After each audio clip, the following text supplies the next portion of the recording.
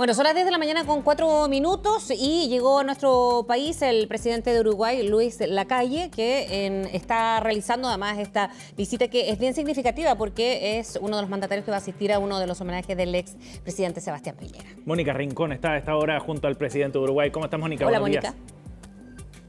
Muy bien, Sebastián, muy bien, Fresia. Estamos de inmediato, vamos a la conversación con el presidente de Uruguay, Luis Lacalle Pou. Presidente, muchísimas gracias por acompañarnos. Buen día, un gusto saludarte y saludar a la audiencia. Usted viene a un homenaje, entre otras cosas, al expresidente Sebastián Piñera, pero quisiera llevarlo primero a la política continental. ¿Cómo se trabaja, cómo se gobierna con las fragmentaciones internas? Sí, pero con un continente tan polarizado y con presidentes de signos políticos distintos, muchos de los cuales no conversan entre sí. Mira, vengo de una reunión con el presidente Boric y ni que hubieras escuchado la conversación porque fue parte de lo que hablamos. Seguramente si rascamos en la ideología del presidente Boric y en la mía, tengamos diferentes sensibilidades, distintas aproximaciones y por ende distintas lecturas de la realidad. La primera premisa para mí es la regla tiene que ser acercarse y la excepción alejarse.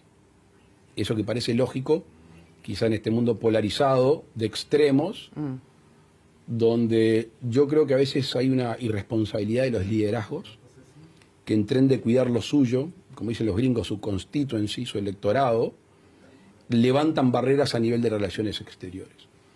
Y lo segundo es algo que hace muchos años leí de adolescente, que repetía mi bisabuelo, lo decía un lord inglés, Lord Palmerston, decía que los países no tienen ni amigos permanentes ni enemigos permanentes, tienen intereses permanentes. Es una máxima de la Realpolitik y quiero llevarlo a distintos países, que hagamos un pequeño viaje por el continente. Te aclaro que soy político y no analista. Lo sé, pero quiero su opinión política. Y además me muevo muy... Lo sé. Con mucha prudencia.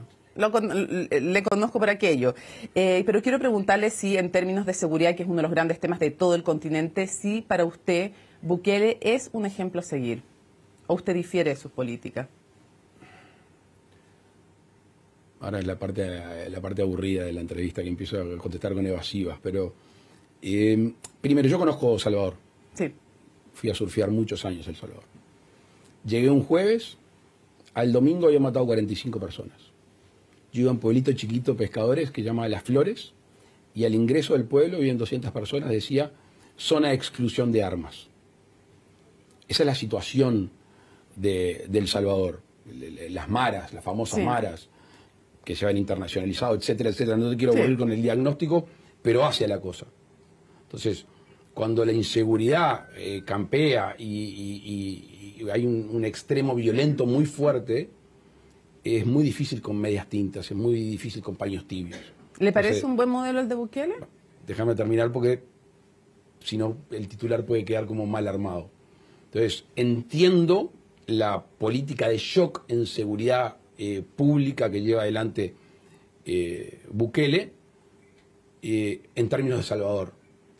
Desconozco, y por eso me falta para hacer una evaluación 360, el tema de los derechos humanos, el tema de la situación carcelaria, o sea, toda esa parte que hay algunos reclamos, pero no tiene el peso informativo que tiene esto de la seguridad pública directamente o la represión del delito.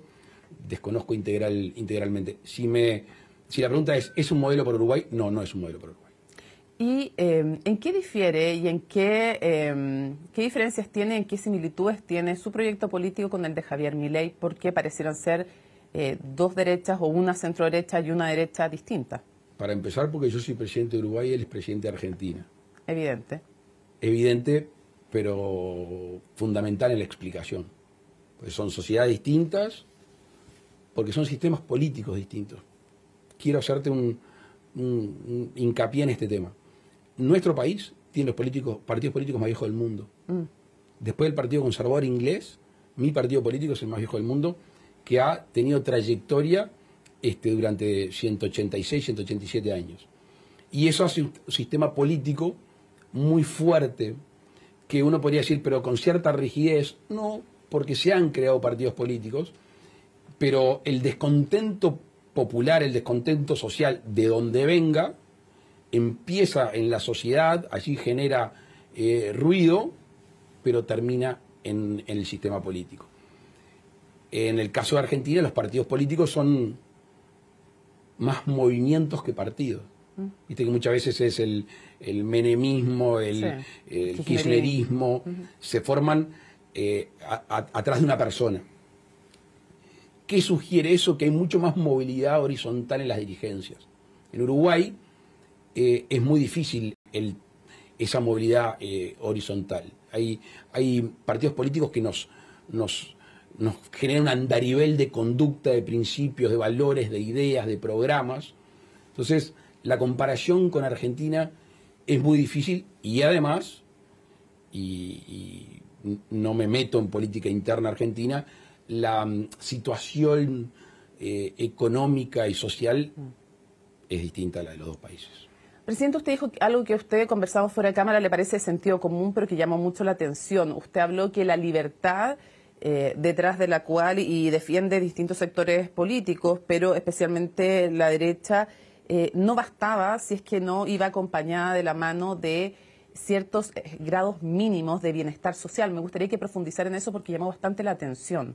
Es que acá sentado en el Sheraton y en el auto que yo estoy andando y con este traje puedo hablar de libertad y seguramente tenga las herramientas para... Es muy libre usted, diga. Para gozarlas, seguramente.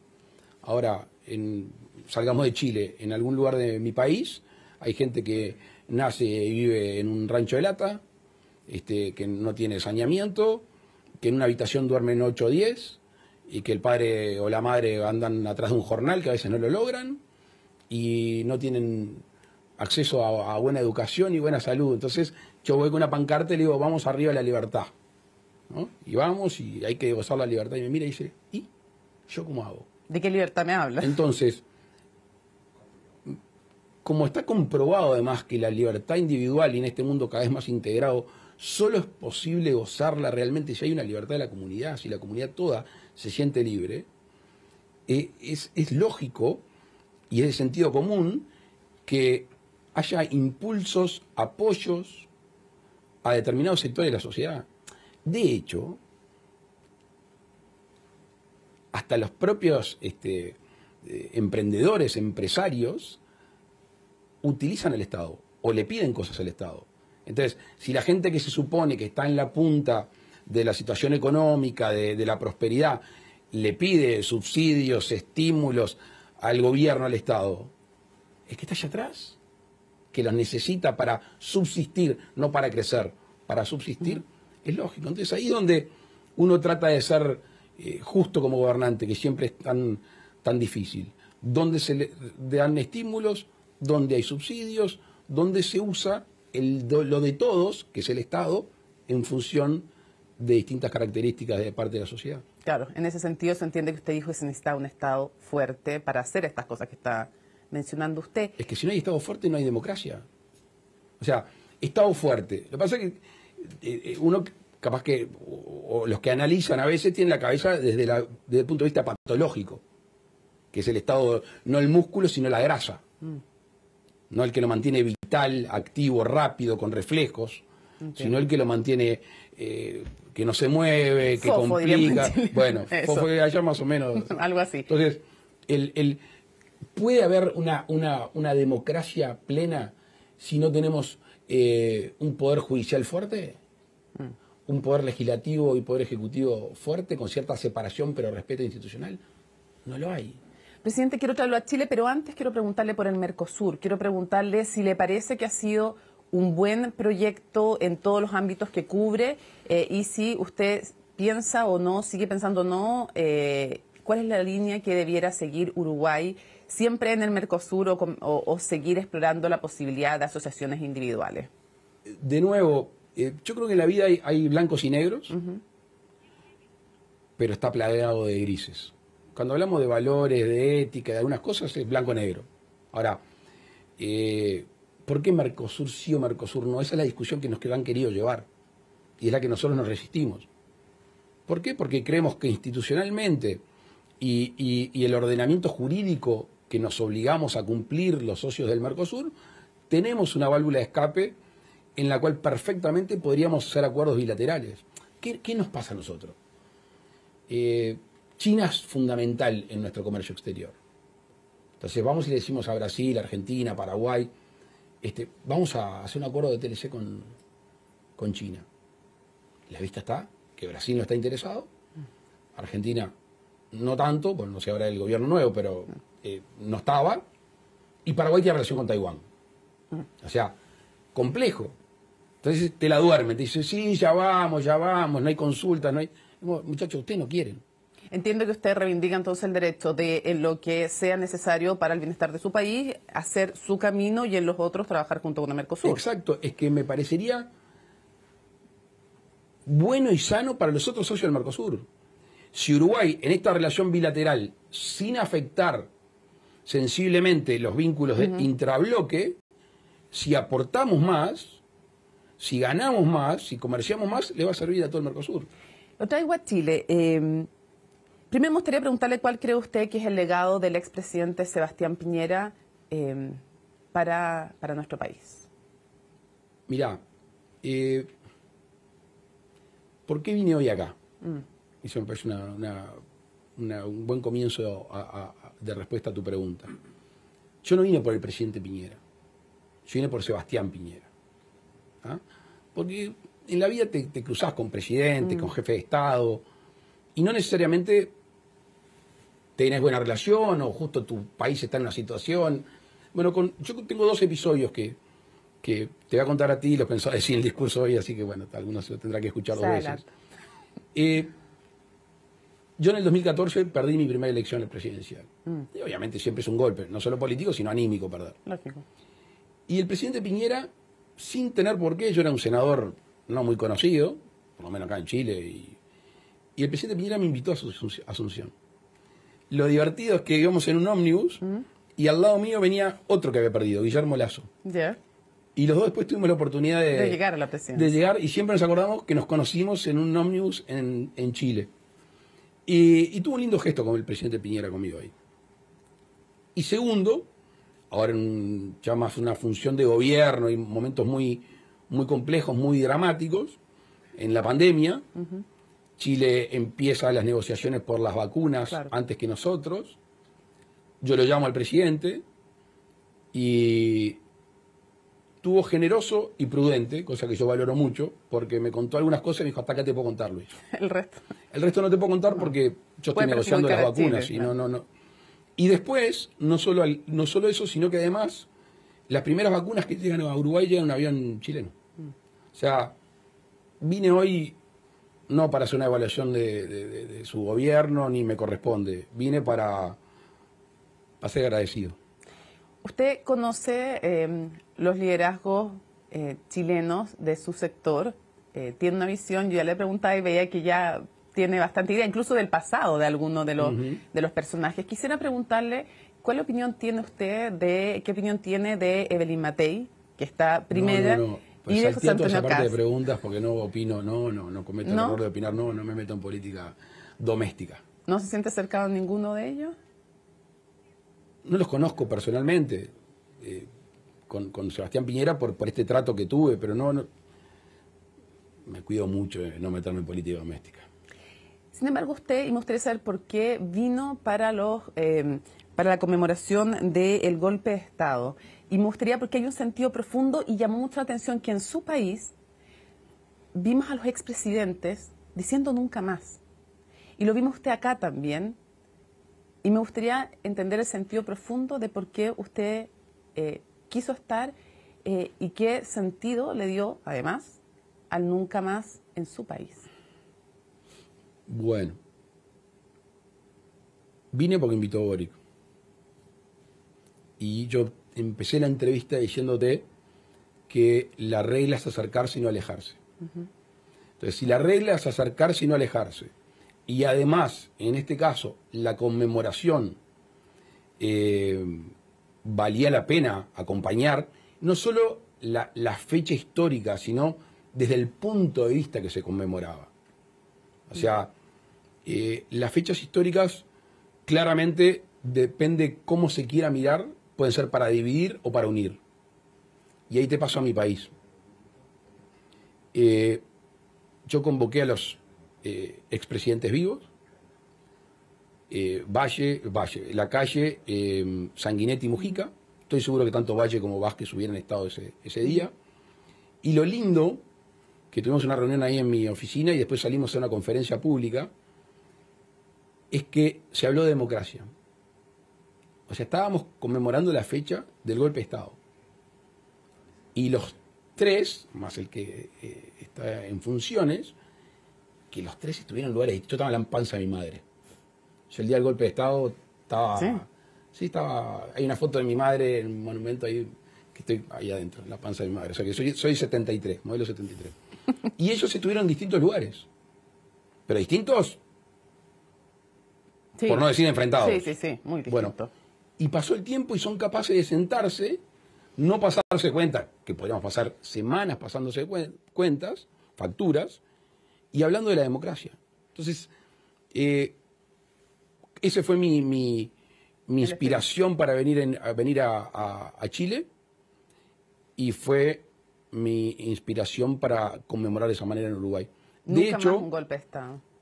Decían en la declaración de ustedes. para siempre democracia. Yo soy para siempre democracia. A mí me gusta hablar de las cosas virtuosas, o del punto de vista virtuoso, porque aparte te determinan en la manera que uno se aproxima a los temas. Presidente, en su país ustedes hicieron una reforma de pensiones, algo que en ningún país del mundo es fácil. O sea, siempre es difícil. Debe ser de los temas más complejos de abordar en cualquier democracia. Y una de las cosas que ustedes incorporan en aquello es subir paulatinamente la edad de jubilación. De nuevo, algo que tampoco es fácil de abordar en ningún país. De alguna manera eso podría servir también de lección para nuestro país, que lleva desde el retorno a la democracia hablando de una reforma de pensiones. No ha sido fácil, pero pareciera que ese debate es ineludible. Es ineludible en Uruguay hace 15 años. Lo que pasa es que todos lo eludían. Subir la edad de jubilación. La reforma del sí, sistema. pero ese es un tema súper sensible. Bueno, de hecho yo en campaña dije que no quería subir la edad de jubilación. Nombramos un grupo al amparo de una ley de urgente consideración que se votó al principio de gobierno, y el equipo me dijo: Luis, es imposible no subir la edad de jubilación. Y pues yo dije en campaña que no había que subirla. Imposible. Y dije, bueno, te pido por favor que entre lo que yo dije y lo rígido de ese planteo, lleguemos a un camino intermedio. Y se sube paulatinamente. La generación que se le sube totalmente es la del 73, o sea, es la mía. La suya. Pero se sube paulatinamente la edad, y es una reforma con una fuerte sensibilidad social, con temas de género, con temas de jubilaciones mínimas, con temas de discapacidad. O sea, no es una reforma de cosas de alguna manera que constriñen y que había que hacerla. No es tipo una cirugía gruesa solamente. Es también una mejora en algunos sectores que hoy no lo tenían. Mirá qué interesante, en el año 2010, un exdiputado de mi partido político presentó un proyecto de ley para que los jubilados pudieran trabajar. En Uruguay, alguien que se jubila no puede trabajar, salvo poquísimas excepciones. Al tiempo me subo a un avión, empiezo a leer el Economist, y hablaba de la expectativa de vida japonesa, que superaba los 80 años, y cuando la gente se retiraba, no solo perdía el ingreso, sino además perdía los procesos de sociabilización, un tema anímico afectivo, y que los japoneses estaban reviendo que ahí había experiencia acumulada, y que quizás estuviera bueno que en la Mitsubishi, en la Toyota, donde sea, trabajara esa persona con otra función, no cargando, no haciendo trabajo de fuerza. Bueno, hoy, a raíz de ese ejemplo internacional, a raíz de proyectos presentados en mi país, en la reforma se puede trabajar, jubilarse y trabajar. Y hay más de 1.500 personas que enseguida de aprobar la reforma hoy están utilizando ese beneficio. O sea que es una reforma que mejora en algunos aspectos, que obviamente acompaña la expectativa de vida, que es la parte negativa, se podría decir, pero aparte que es sostenible. Porque cuando vos mirás las gráficas... No, sin subir la jubilación, ustedes se le comprobaron que era imposible. Era insostenible. Entonces la discusión fue costo político. Esa es la primera que te tiran. Y yo le dije, para mí el costo político lo paga el que tiene la oportunidad, que habló que había que hacerlo y no tiene el coraje para llevarlo adelante.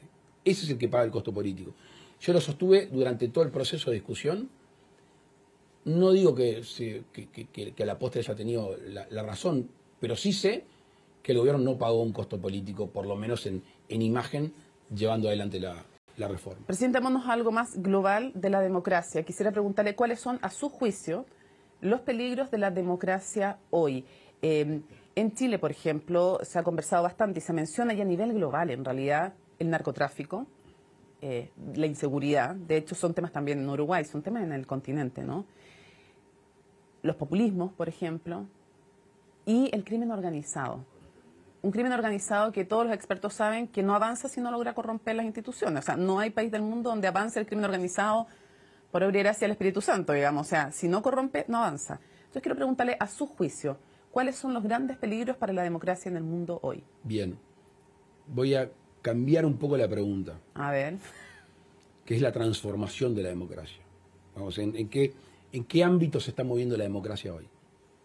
En el ámbito de la Internet ya está quedando básicamente para atrás. Pero el cambio sustancial en la relación de la democracia es que había pocos emisores y muchos receptores. El advenimiento de los celulares, el Internet, ¿qué hizo? Que el mundo se llene de emisores y receptores. Y eso genera una horizontalidad entre el gobernante y el gobernado muy estimulante, porque no solo uno es emisor de mensajes o de medidas o de algunas cosas que tienen que ver al gobierno, sino que también se genera un micropoder que es capaz de una primavera árabe, que es capaz de tantas cosas. Entonces, esa ebullición que hoy se puede expandir más, tiene que ser un elemento que los gobernantes miren.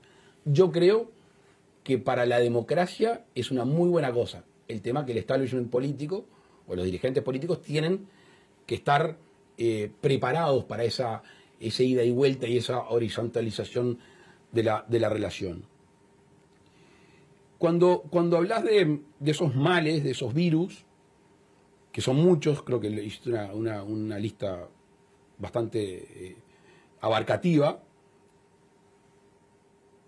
siempre ingresan a las instituciones.